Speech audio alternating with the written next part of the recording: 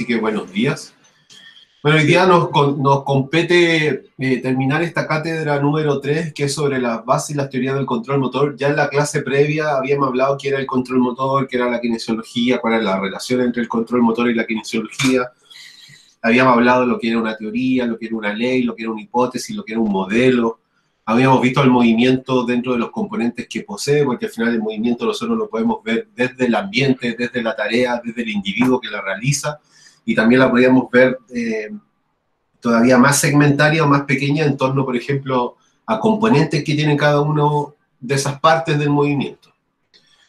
Entonces, el día de hoy, principalmente lo que tenemos que hacer y ver son todas las teorías del control motor, que van a ser esta teoría refleja, jerárquica, madurativa del sistema nervioso central, la cognitiva, la de circuitos cerrados, la de la programación motora o de esquema, la ecológica, la de sistema, la de acción dinámica, la de selección de grupos neurales, la de procesamiento de distribución en paralelo, y la última, que es la teoría orientada en la actividad. Entonces, esas teorías... Saco las calcetas, yo... que hace calor en esta pieza.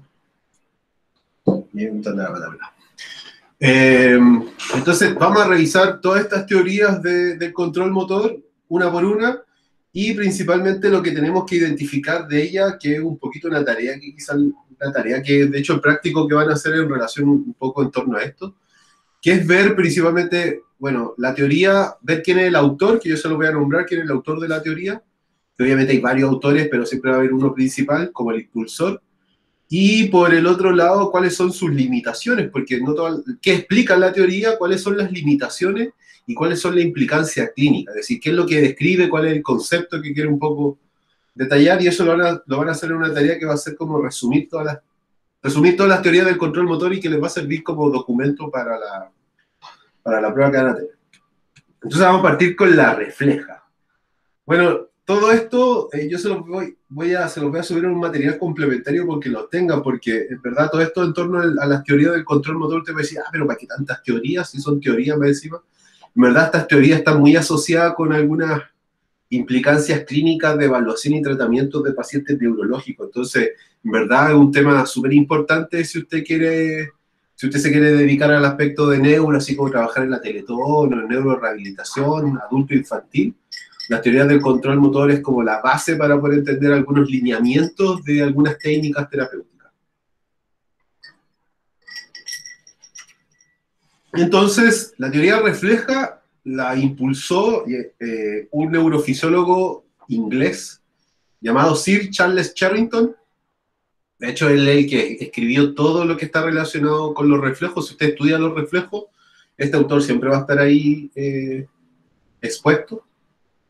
Entonces, él sentó las bases de la teoría refleja del control motor, en que principalmente en esta teoría dicen que los reflejos son los componentes básicos del comportamiento complejo para lograr un objetivo común. Es decir, es como que todo el movimiento humano es reflejo, es una actividad refleja.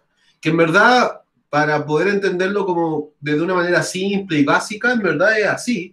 Muchos de nuestros movimientos y de nuestra forma de comportarnos es una respuesta refleja. Estímulo, receptor, integración, respuesta.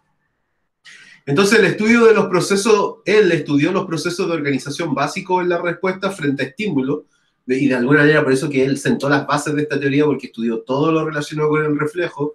Él principalmente hacía experimentos de ver cómo se producía jugo gástrico en los perros cuando le colocaban un estímulo de alimento, no solamente comiéndolo, sino que hasta solamente visualizándolo.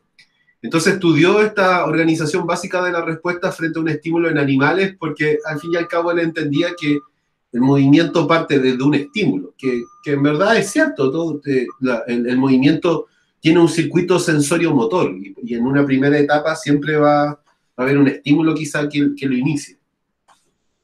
Entonces, para él el reflejo era la unidad morfofuncional del sistema nervioso, es decir, el sistema nervioso no funciona si no hay reflejo, y el reflejo es un pilar fundamental del funcionamiento de este sistema, que es cierto, pero no da respuesta a todo, en verdad. Ese es el problema de esta teoría.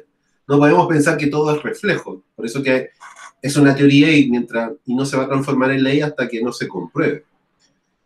Entonces, ¿qué decía Sherrington? Bueno, Sherrington decía que los reflejos son bloques de construcción de comportamientos complejos, es decir, cuando nosotros, por ejemplo, analizamos un movimiento complejo como tocar un instrumento o bajar una ola, que como un poco lo explicaba en Elisera al principio, obviamente esas actividades complejas pueden ocurrir y van a desarrollarse en la medida que haya una base, y esa base es la actividad reflejo, ¿ya? Entonces, los reflejos son bloques de construcción de algo que es mucho más complejo y que es obviamente siempre asociado al movimiento humano. Entonces la teoría refleja lo que plantea es que un estímulo produce una respuesta, la cual es la respuesta para el siguiente estímulo. Es decir, es como que es una cadena de reflejos la que ocurre en el movimiento humano. Y entendiendo que el reflejo está compuesto por estas estructuras que es un estímulo, un receptor, o sea, un estímulo, una vía aferente, un receptor, un centro de integración o neuronas de asociación, una vía eferente y un efector, y la respuesta. Entonces, la teoría refleja describió el comportamiento en función de reflejos compuestos y su combinación sucesiva. Es decir, no es que Sherrington dice que el movimiento es un acto reflejo simple, sino que la relación y la asociación de muchos reflejos generan este componente más complejo que el movimiento humano. Y que en alguna parte puede ser verdad, porque el movimiento, al fin y al cabo, puede considerarse como una expresión motora de un conjunto de respuestas reflejas que son influenciadas por uno. De hecho, yo así lo leo. Así. Sí, al fin y al cabo, cuando uno quiere ponerse, no sé, un tubo en una ola, que es lo que me gusta a mí, que no lo hago nunca, pero es lo que busco. Al fin y al cabo, eso ocurre porque son un sinnúmero de respuestas reflejas que están influenciados por mi conciencia. Así que, ¿cuáles son las limitaciones de esta teoría de reflejo? Un poco como le decía, que no puede ser capaz de explicar todo. Entonces, las limitaciones de la teoría refleja van en torno principalmente a que, ya, la consideración de que el reflejo como unidad básica del movimiento, por ejemplo, no explica lo que sucedería con los movimientos espontáneos, rápidos y voluntarios. Es decir, ya está bien, los reflejos explican todo, pero ¿qué pasa con cómo se explican los movimientos espontáneos? ¿Cómo se explican los movimientos rápidos, los voluntarios? Como que ahí no logra dar una explicación muy exacta. Porque al final el movimiento que es normal es espontáneo y voluntario, y los reflejos entendemos que es una actividad reactiva. Entonces ahí hay un problema, hay una limitación en la explicación. Después falla en explicar cómo un solo estímulo puede generar respuestas muy variadas. Claro, en cosas simples, por ejemplo, en el reflejo de protección, que es retirar la extremidad cuando hay un estímulo doloroso, eso es siempre de la misma forma, pero o por ejemplo, si nos colocan luz en el ojo, obviamente se dilata y se contrae también con la luz, pero ¿qué pasa con esa actividad refleja donde vemos que hay respuestas variadas? ¿Ya? Entonces, al fin y al cabo, ahí tampoco deja una respuesta. No explica ni predice qué ocurre cuando hay una falta de sensorialidad, es decir, cuando un sujeto no tiene sensorialidad, significa que no puede aprender, no puede generar respuesta motora. Una pregunta ahí que se hace. Y lo otro es que no explica en verdad, otra de las fallas de esta teoría refleja es que no explica cómo podemos producir movimientos nuevos. ¿Ya? Tiene muchas implicaciones clínicas, principalmente la recuperación del control motor se basa en aumentar o reducir el efecto de diversos reflejos. Por ejemplo, en las parálisis cerebrales lo que uno quiere es disminuir el reflejo tónico postural porque está afectado, está con hipertonía. Y, por ejemplo, el concepto BOBA, que es una especie, un tipo de terapia muy relacionada con esto, se basa en gran parte de ella, pero no en totalidad. BOBA se enfoca en la teoría refleja, pero para explicar algunas cosas, ¿no? Entonces, por ejemplo, la implicaciones clínicas es que deberíamos inhibir patrones de reflejos patológicos y deberíamos facilitar los normales. Eso es lo que deberíamos hacer. Bueno, la segunda teoría corresponde a la teoría jerárquica, ¿ya?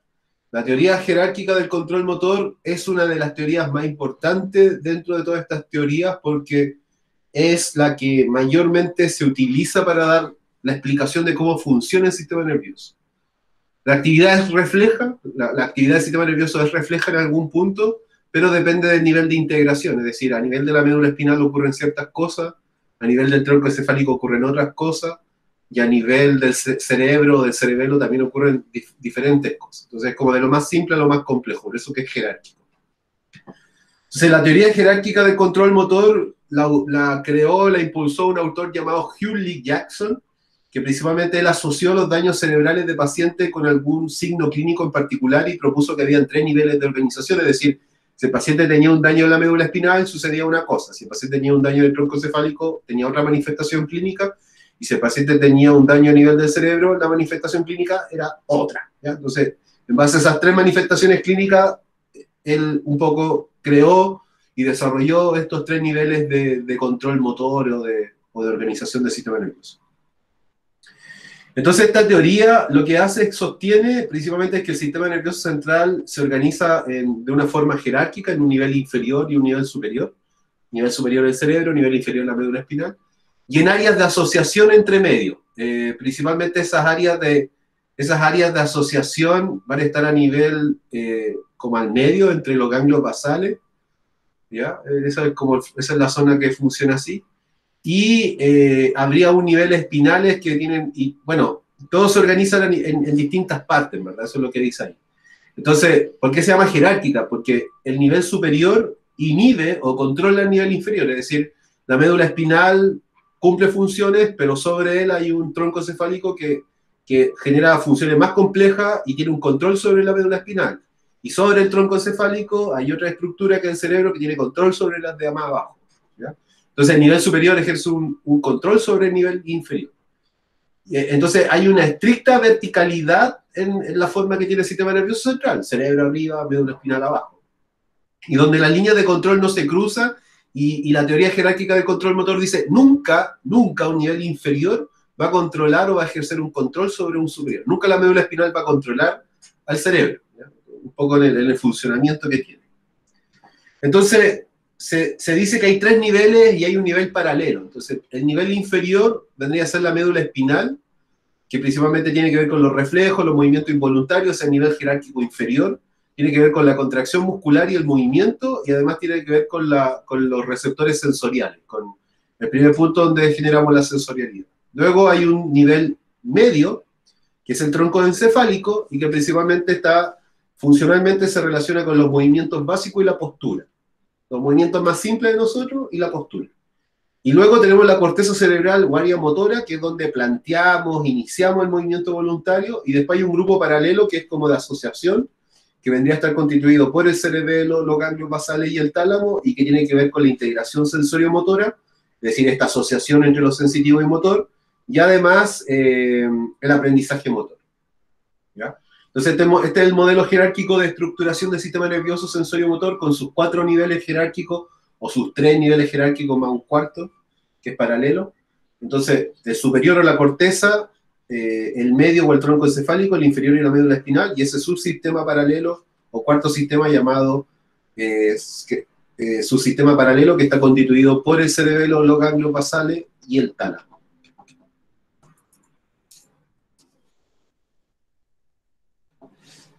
No, es que es cerebelo y ganglio basal porque el tálamo es un tipo de ganglio basal. Entonces, cada uno de estos niveles aporta distintos elementos para producir el movimiento, cada uno tenía una función distinta, pero siempre originado y comandado por el nivel superior, cuya característica principal es inhibir la actividad de los niveles inferiores. Es decir, el nivel superior controla el nivel inferior, principalmente inhibiendo. Entonces, la teoría jerárquica ha evolucionado y se ha reconocido que cada nivel puede actuar sobre el otro dependiendo de la actividad, es decir, depende de la actividad qué nivel va a funcionar, y depende de la actividad si es que la actividad va a estar dada por un nivel inferior o superior, pero siempre el nivel superior teniendo un control sobre la inferior. Y considera los reflejos considera que los reflejos no son el único determinante del control motor, sino que hay muchos procesos diversos que lo generan, pero siempre en este nivel jerárquico. ¿Cuáles son las limitaciones? Principalmente las limitaciones de esta teoría jerárquica del control motor es que no explica que un reflejo se encuentre dentro de un nivel inferior de la jerarquía que domine la función motora, por ejemplo, porque hay reflejos que son bien simples, pero no están necesariamente en el nivel inferior. No explica cómo se produce el aprendizaje de nuevas conductas motoras, es decir, no da cabida para ese tipo de explicación de cómo aprendemos cosas nuevas. y no genera una integración, es como que divide la zona, esas son las limitaciones.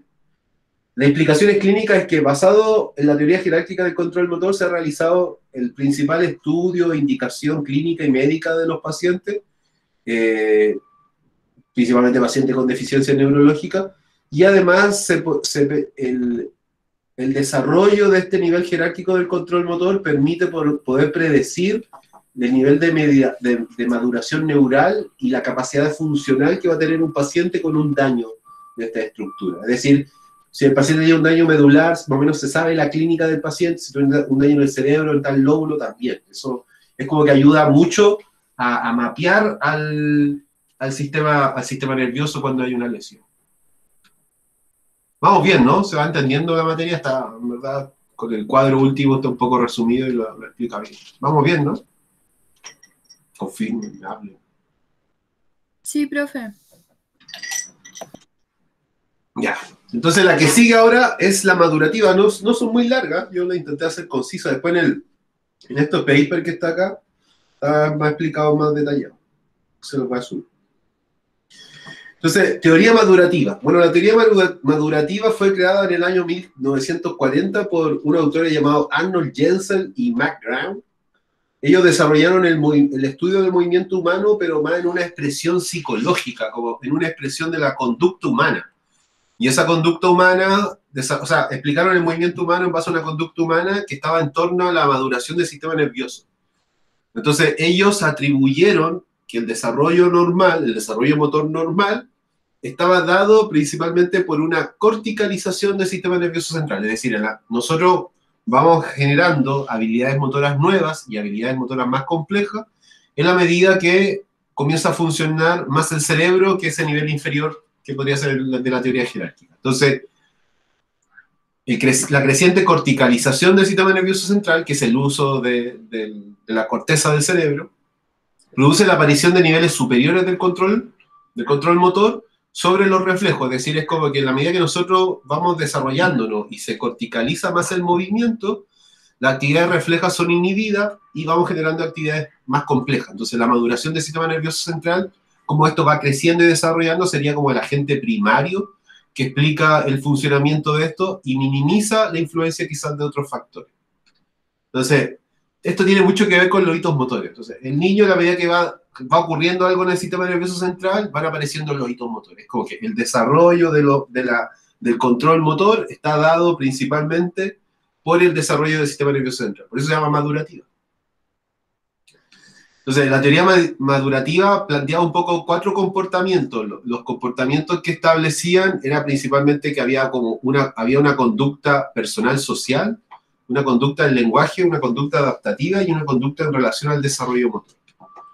¿Cuáles son las limitaciones de esta teoría? Bueno, no logra explicar la dominancia de ciertas conductas reflejas en ciertas situaciones de adultos sanos, es decir, porque el adulto todavía manifiesta alguna actividad refleja, tanto conductuales como física. Entonces, nos explica un poco, si ya estamos maduros, por qué sigue habiendo cierta actividad refleja inicial. Supone que todas las conductas son producidas por los niveles inferiores que son primitivos, inmaduros y no adaptativos, mientras todas las funciones desarrolladas por niveles superiores tendrían que ser madurativas, adaptativas y siempre apropiadas. Es como que todo lo que ocurre a nivel superior es mucho mejor que lo que ocurre a nivel inferior. No sé si es tan así, entonces es una limitación. Que no existía en esos años cuando se estudió la teoría madurativa, no había una buena instrumentalización para poder generar un análisis de los datos. No había buenos instrumentos para medir. Y las observaciones fueron hechas en ambientes regulados, porque principalmente a los niños no los veían en el ambiente natural, sino que los veían así como, poco menos como en un espacio cerrado, así tipo jaula. Entonces, obviamente, el movimiento humano y el desarrollo motor no ocurren de esa manera, ocurre en un ambiente que es libre. Por eso que uno de los factores del movimiento del ambiente, y por eso también va a haber una teoría ecológica, que es la teoría que está asociada al ambiente. Y que es más descriptivo que explicativo. Es como que describe el movimiento más que explicarlo. ¿Ya? Sí tiene implicaciones clínicas, principalmente en los hitos motores, que ciertos procesos de maduración del sistema nervioso central ocurren en distintas edades.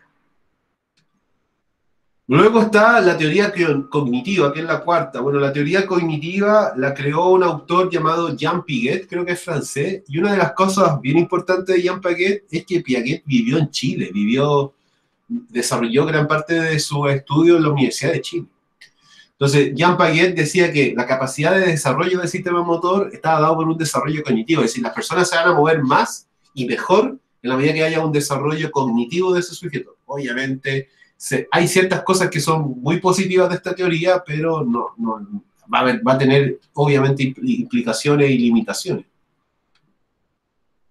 Entonces, Piaget hace algo parecido a Gesell, pero lo delimita por etapas, en años del desarrollo, y marca lo que habrá ciertos elementos que son más importantes que otros sin dejar fuera ninguno. Entonces, él habla de que hay una edad sensoriomotora, hay una edad preoperacional, hay una edad de operaciones concretas y hay una edad de formación, de operaciones formales, porque al fin y al cabo él hablaba más desde lo cognitivo, pero él establecía que el desarrollo motor estaba dado por un desarrollo cognitivo.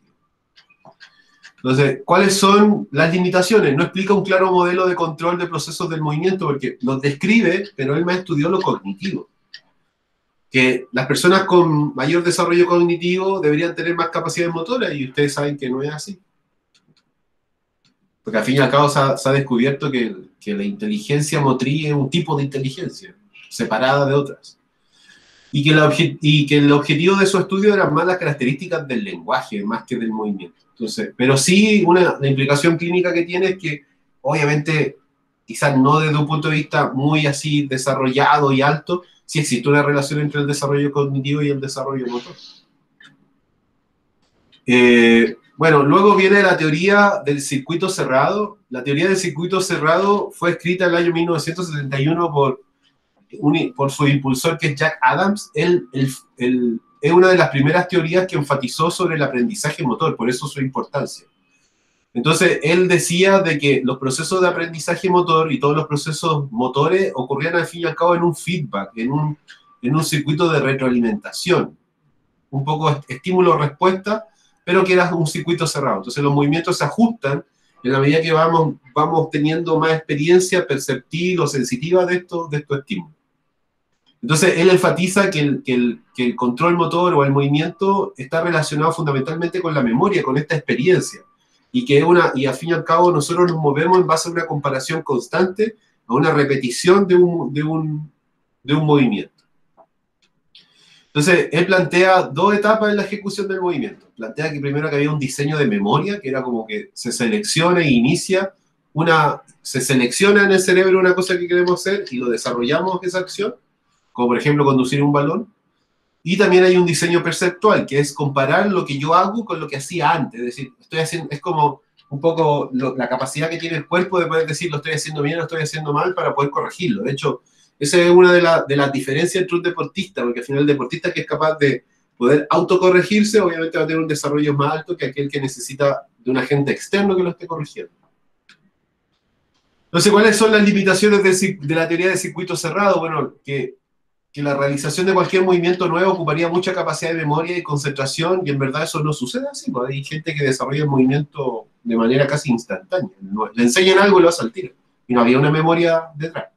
Hay una habilidad de alguna manera y un talento detrás del movimiento. Que habría un incremento en el tiempo debido a las correcciones sucesivas, es decir, como que la teoría está constantemente corrigiendo, ¿no? Siempre estamos llegando a un movimiento mejor en la medida que nos corregimos, y como les decía, eso no ocurre. Hay gente que hace el movimiento totalmente perfecto desde el inicio, porque tiene la habilidad. Que la selección de una acción voluntaria por primera vez no es aprendida. ¿Cómo seleccionamos la primera vez que no nos enseñaron a hacer algo y lo hicimos casi instintivamente? Que no logra explicar la respuesta refleja y que el aprendizaje tendría una relación directa con la percepción, y la percepción no es algo objetivo, es algo que depende de cada uno. Bueno, ¿cuáles son las implicaciones clínicas? Principalmente que plantea que en la medida que hayan refuerzos positivos se van a generar un desarrollo del aprendizaje motor, es decir, en la medida que yo repito un movimiento yo puedo mejorarlo, y eso ayuda, obviamente, tiene una implicación clínica importante en la realización del movimiento. Y que esta teoría es llamativa porque al fin y al cabo es la primera vez que se instauró el aprendizaje y la memoria dentro del movimiento.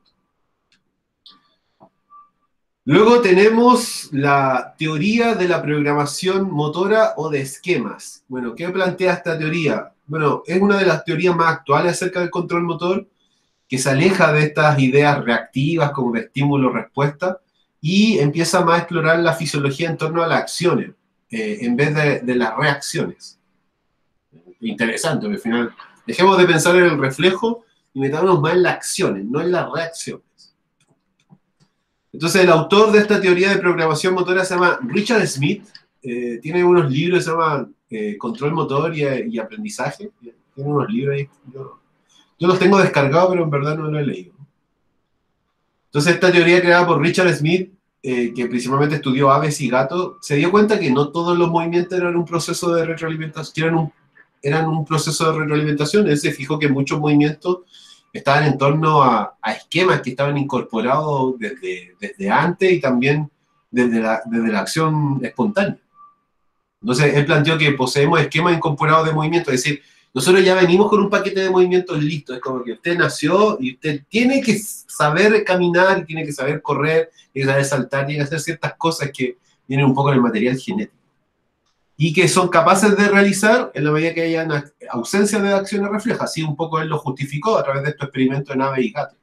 Entonces, él determinó que no es necesario un input sensorial para poder realizar el movimiento, pero sí es necesario para poder modular la acción. Eso es lo interesante.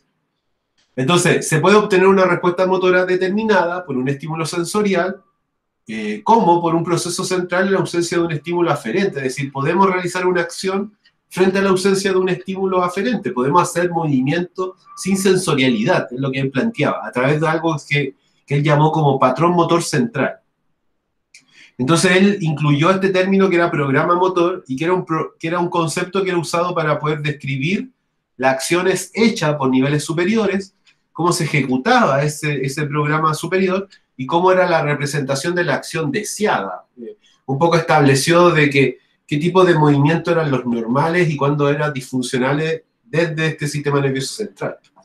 Los experimentos, eso sí, eran bien crueles, los que un poco, o sea, no sé si él los hizo, porque esto viene de mucho más antes, pero principalmente lo que se hacía es que a los gatos se les cortaba la médula espinal, se les dejaba parapléjicos, se los colocaba en una treadmill a caminar, y se veía si al fin y al cabo el gato podía caminar sin la presencia de la médula espinal, y se dieron cuenta de que los gatos igual seguían caminando, aún teniendo daño de la médula espinal, porque al fin y al cabo aquellos procesos, aquellos actos motores vienen de niveles propios de esa estructura, es decir, en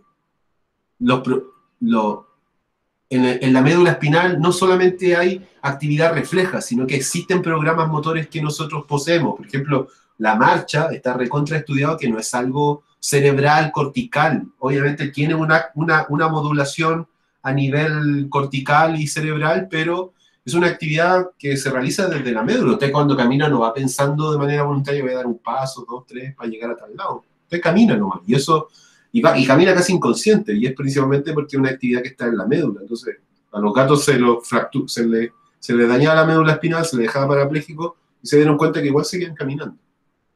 Obviamente con ciertas cosas.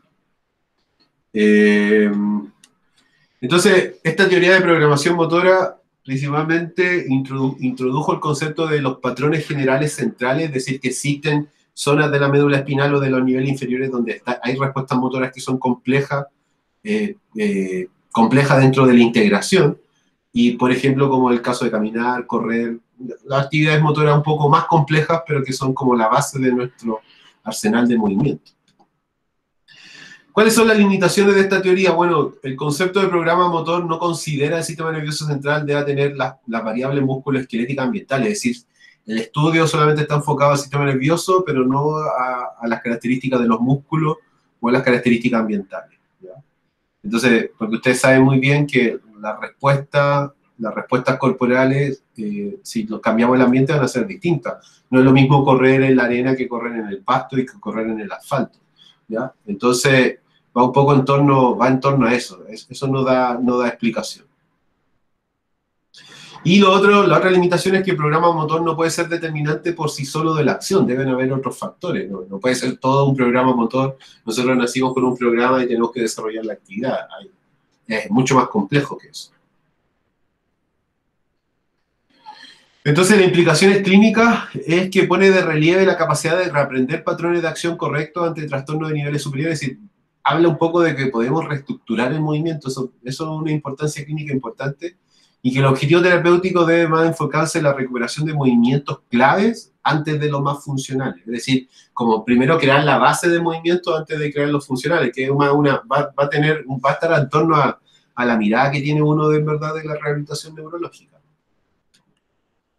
Bueno, la ecológica. Bueno, la teoría ecológica es la que va a estar enfocada principalmente en el ambiente. La creó en los años 60 Gibson, y que explora cómo las formas de nuestros sistemas motores interactúan de distintas formas según el medio ambiente donde se va a ejecutar.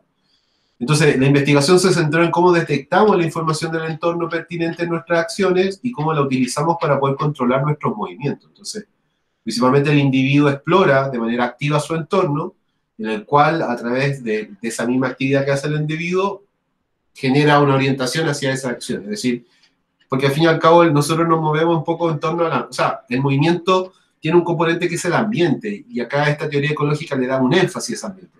Va a tener, yo creo que ellos tienen claro que no pueden explicar todo, pero lo intentan ver desde esa lista. Entonces, ¿cuáles son las limitaciones? Que enfatiza poco en cómo está organizado y funciona el sistema nervioso, y describe al individuo como si fuera un explorador activo del medio ambiente, y que esta exploración le permite poder desarrollar múltiples formas de realizar la actividad. Esa es su implicación clínica. Bueno, la siguiente teoría es la de sistemas. Bueno, la teoría esta de sistemas, no sé si está el autor, va a tener que buscar ahí después algunas cosas.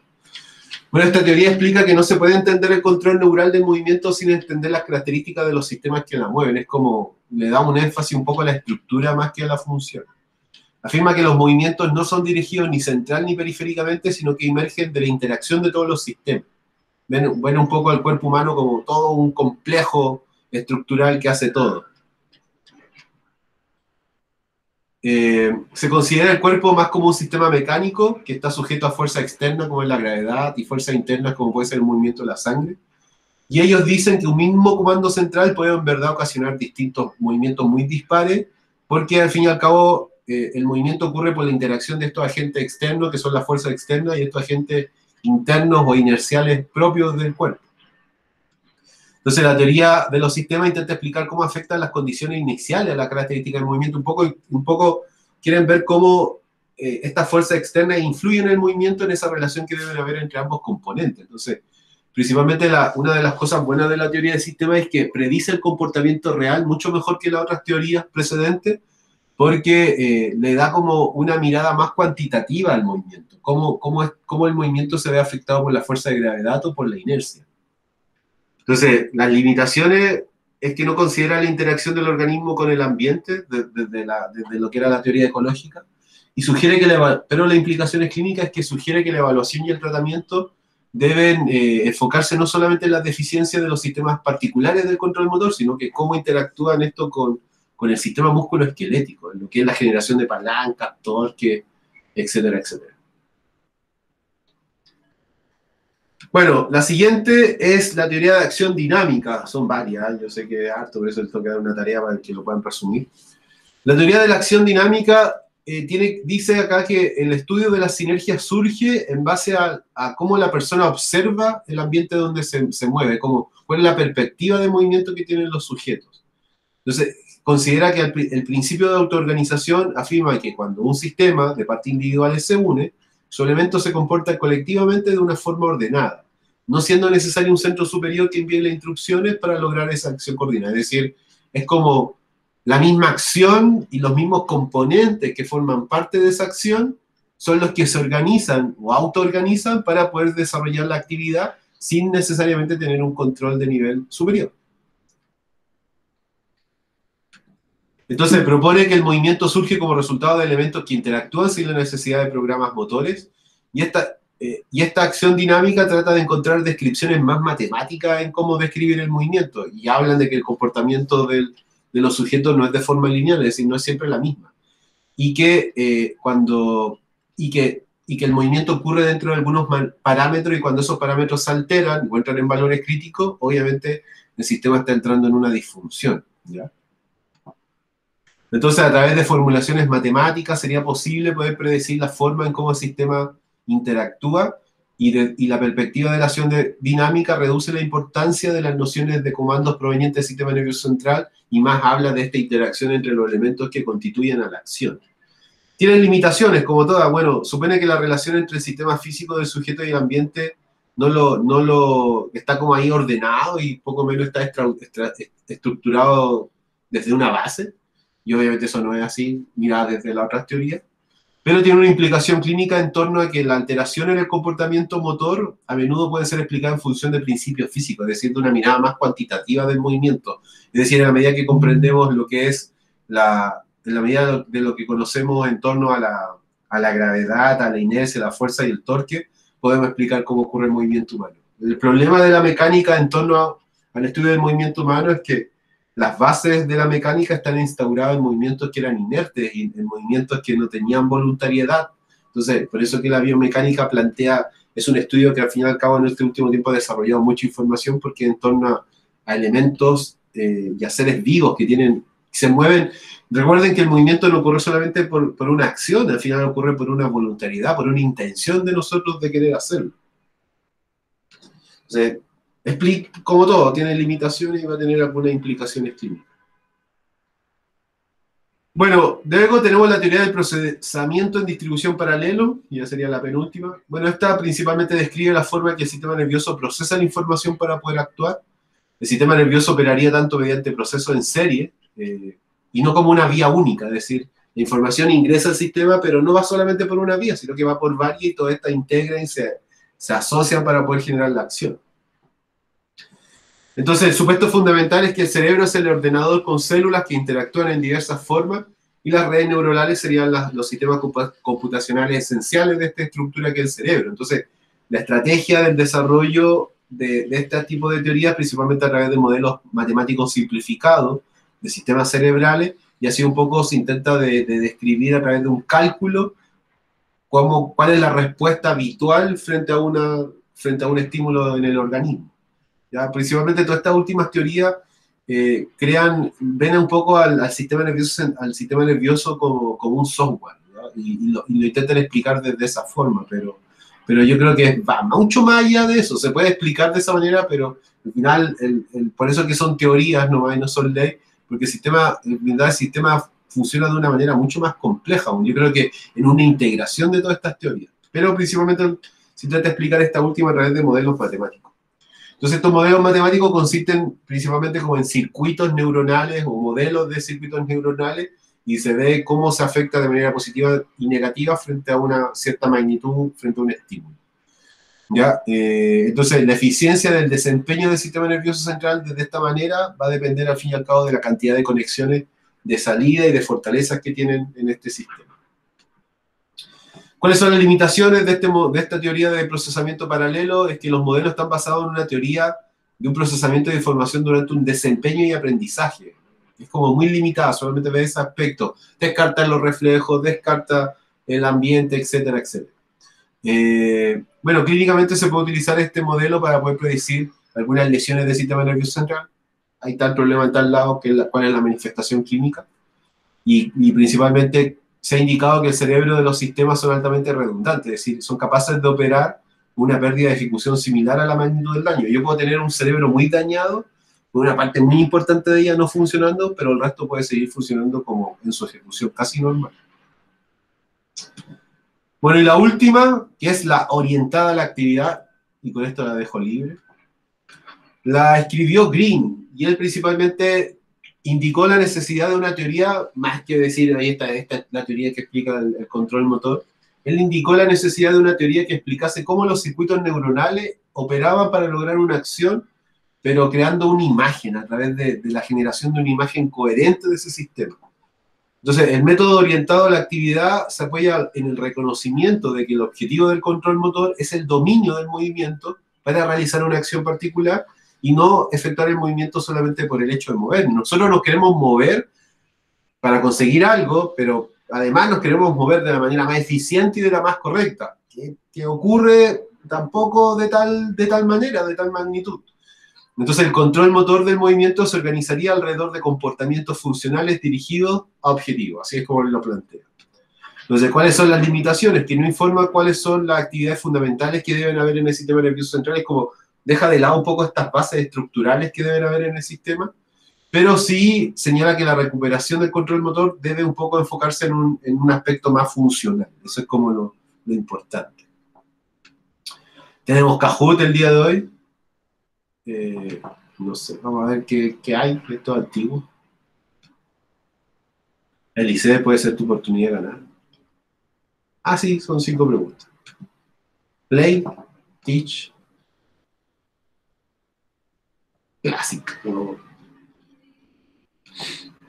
Entonces, Kahoot para el día de hoy, hacemos el podio completo, 3 décimas.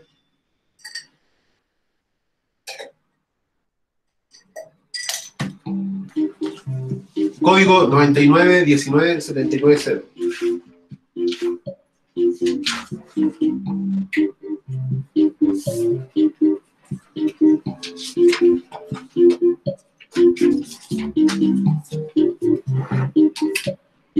Ya, yo ya les puse la casi. No habíamos hecho nada.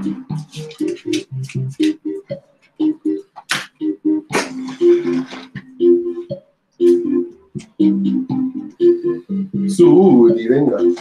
Venga, para ver si gané el Kahoot, que gané la décima. Nadie más, solamente el Yusef y el Franco. ¿Ves? Ahí está el Eliseo. El Guidaza.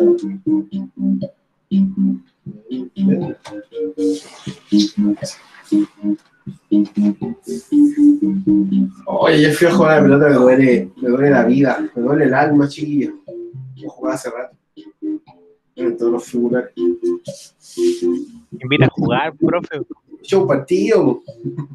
Ya, pues. Voy. La otra semana les voy a tocar el tema de nuevo. Pero sin arrepentirse después, profe.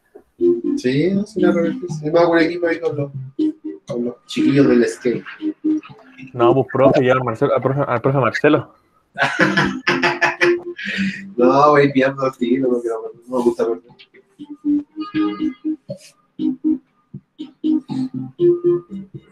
Ya estamos 5 personas nomás, no hay más. Alguien ahí está conectándose. Esperamos un minuto más y le damos.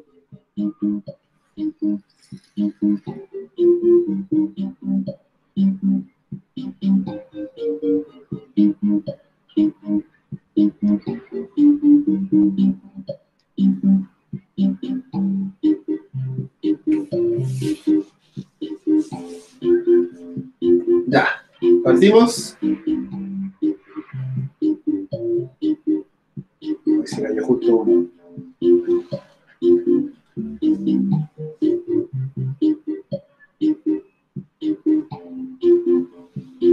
No, siempre estamos los mismos.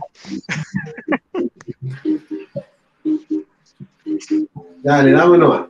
Empezamos. Una décima nomás, porque era muy poco.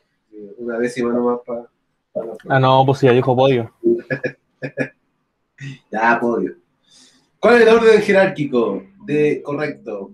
¿Cómo está organizado las teorías, las leyes, todo eso?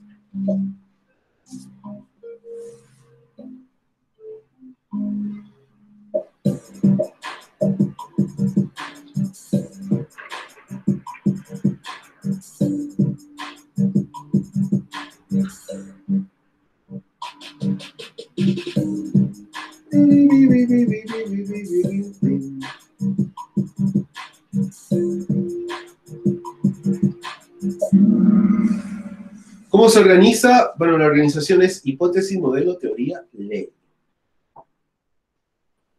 9:49.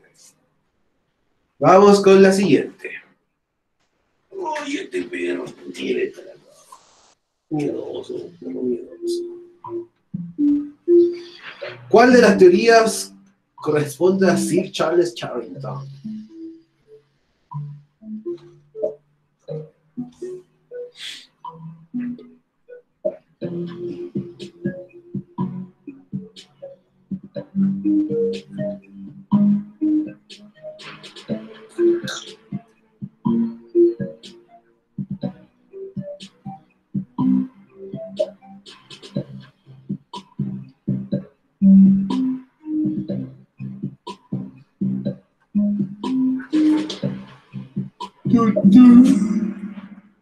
La refleja.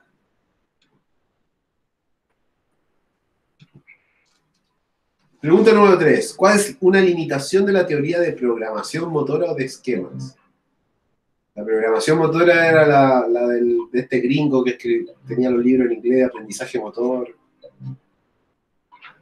¿Qué sería una limitación? Programación motora o de esquemas.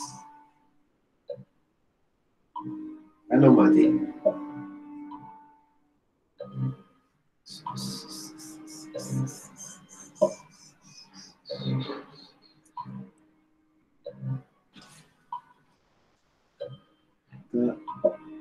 Programación motora.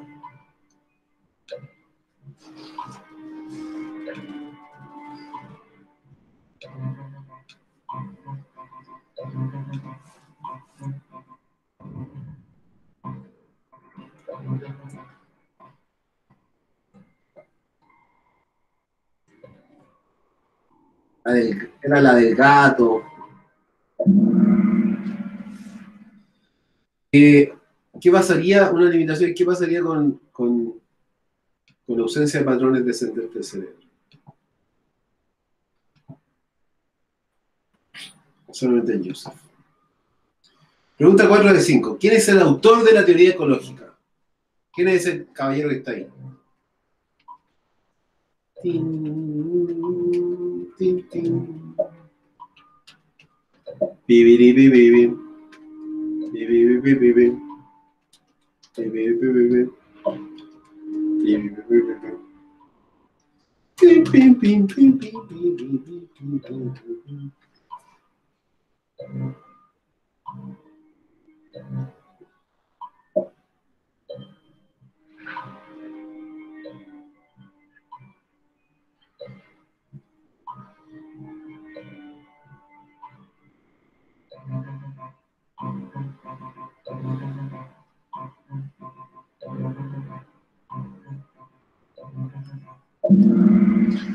Gibson, ¿ya? Teoría ecológica, Gibson. Ah, Franco ya está listo.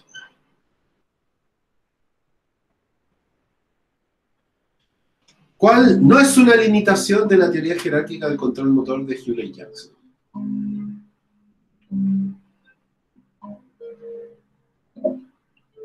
¿Cuál no es una limitación?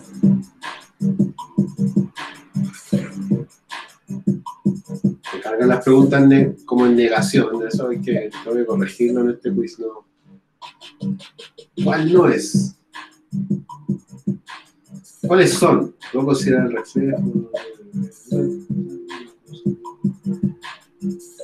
Dejen de buscar de Google.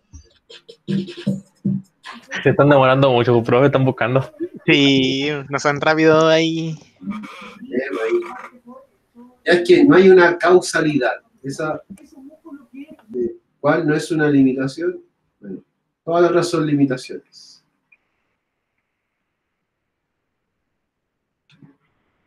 Bueno, el podio. El podio del día de hoy, el Eliezer, tercero. Una décima. El Joseph, 2 décimas. Bueno, una décima. Y el Franco, 3 décimas. Por poquito. Ya, chiquillos. Pero ahí, las que tuvieron más mala. ¿Cuál es una limitación de la teoría de la programación motora? Ausencia de patrones descendentes del cerebro. ¿Y cuál es el autor de esta teoría ecológica? Jay Gibson.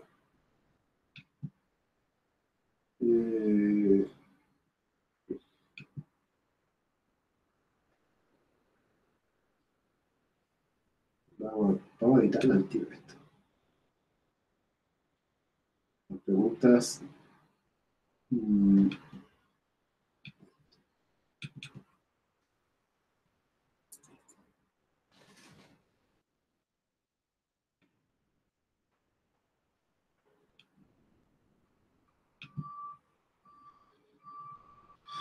Por si acaso, ¿por qué la teoría, profe, por qué la teoría de jerarquía del control del motor de Jackson tiene esto, no considera el cerebelo? Porque Después la colocaron. Cuando la escribió Jackson, él no incluyó, él hablaba de que habían 3 niveles, no 4, como después se corrigió.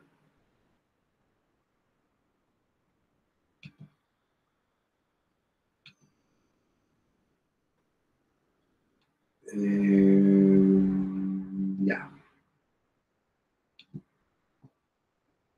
Estamos entonces, detengo la grabación.